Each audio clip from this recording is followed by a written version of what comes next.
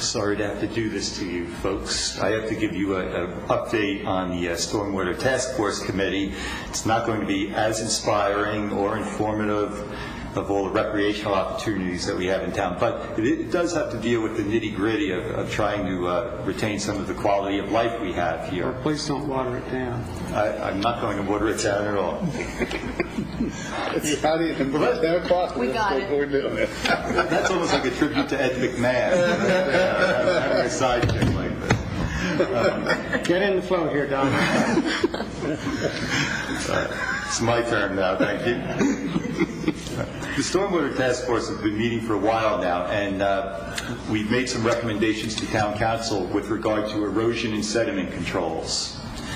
And this is certainly not a dry topic.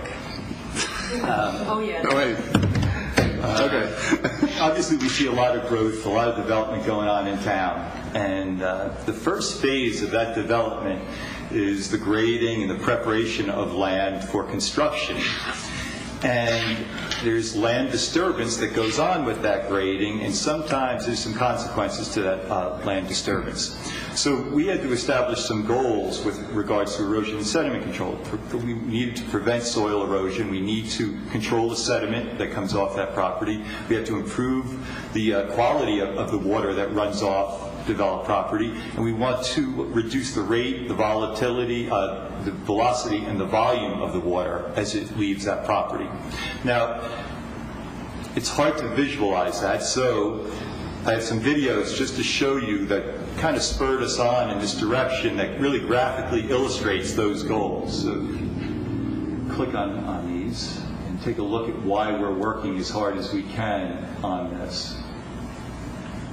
This is an occurrence on Mount Tabor Road on a development about 1.5 years ago that affected the Woodbine neighborhood. And this is rather timely considering Frank Lau's comments earlier. And I just want to remind people we're focusing right now, the recommendations we're making are just on erosion and sediment control. This is the type of problems that we incur when we don't have strong enough regulations and strong enough oversight. This is after obviously a heavy rain. It's now flowing over Mount Tabor Road towards the Woodbine area. Well, now the next video will show it entering Woodbine.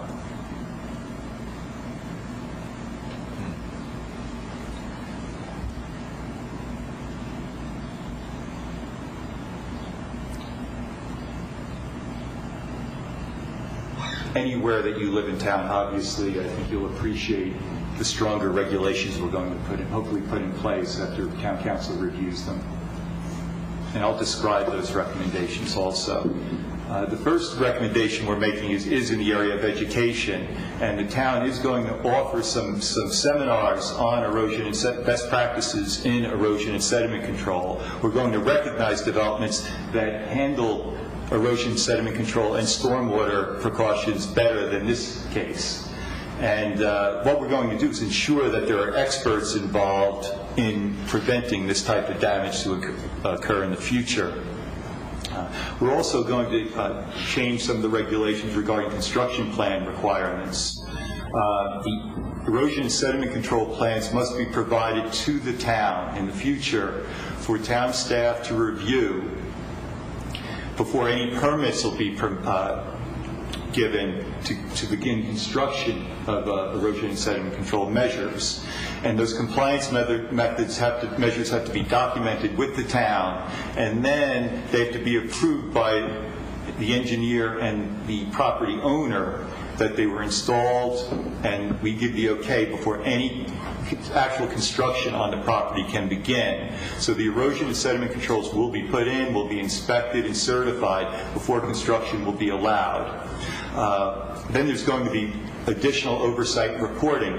There'll be a SWIP plan required. That's a stormwater pollution prevention plan that will have to be on the property throughout the construction of the project. And our inspectors have to have access to that SWIP plan, and that if the compliance with that SWIP plan isn't documented on it, our town inspector can issue a stop work order immediately and stop all work on that project, hopefully to prevent these types of occurrences again from happening.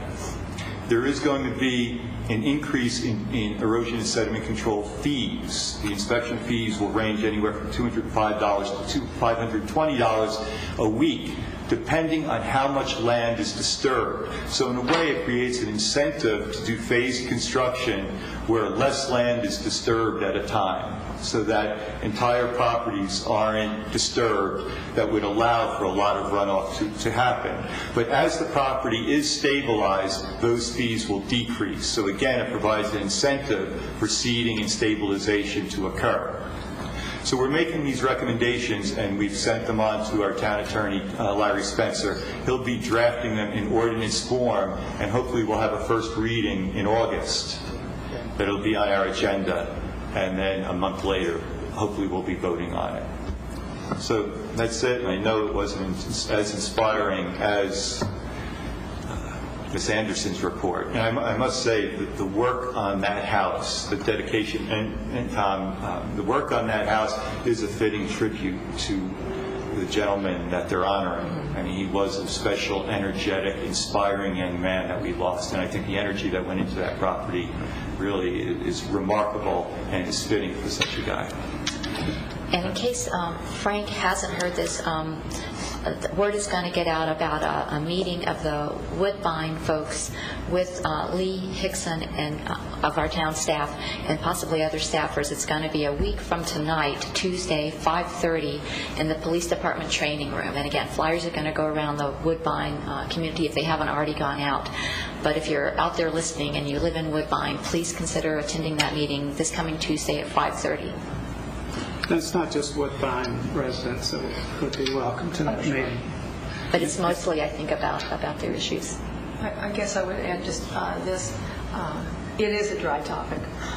And I do appreciate, I personally appreciate, I know how many others do appreciate the hard work it takes to attend meetings of council, to attend meetings of planning commission, and then also to do detailed technical work on something like erosion and stormwater control.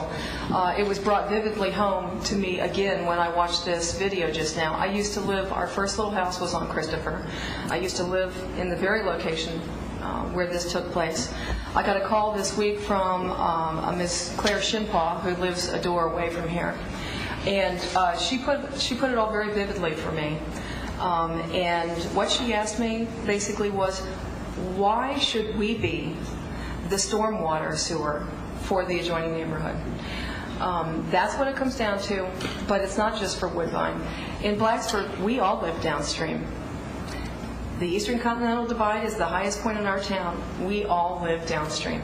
So we need to care as much as Claire Shimpaw cares and as much as Frank Lau cares.